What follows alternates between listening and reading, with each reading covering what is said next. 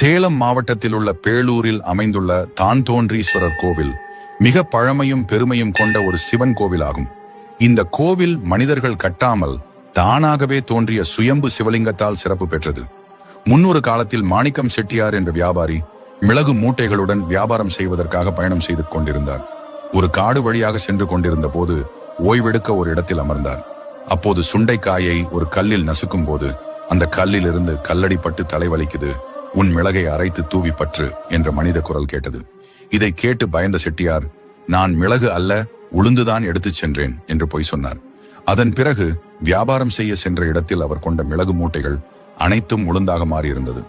அதனால் திகைத்த செட்டியார் திரும்ப அந்த இடத்திற்கு சென்று உண்மையை கூறி கல்லில் விழுந்த சுண்டைக்காயில் இருந்து பெறப்பட்ட அறிவுரையை பின்பற்றி அதேபோல் மிளகை அரைத்து அந்த கல்லில் தூவினார். அப்போது அதிசயமாக உளுந்து மீண்டும் மிளகாக மாறியது.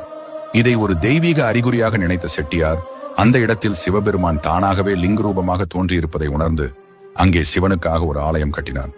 இந்த கோவிலில் சிவபெருமான் தான்தோன்றீஸ்வரர் என்ற பெயரில் அருள் பாலிக்கிறார். அவரது துணைவியாக அம்மனாக சக்திகிரீஸ்வரி அமைந்திருக்கிறார். இந்த கோவிலில் சூரியனின் கதிர்கள் தான்தோன்றீஸ்வரர் மீது விழுவது சிறப்பாக கூறப்படுகிறது. மா, பலா மற்றும் இலுப்பை ஆகிய 3 வகை மரங்கள் ஒன்று சேர்ந்த மரம் இந்த கோவிலின் தலவிருட்சமாக உள்ளது. இது மிக அபூர்வமானது. சோழர்களின் காலத்தில் விரிவாக்கப்பட்ட இந்த கோவில் இன்னும் பல நூற்றாண்டுகளாக பக்தர்களை ஈர்த்து வருகிறது. திருச்சிற்றம்பலம்.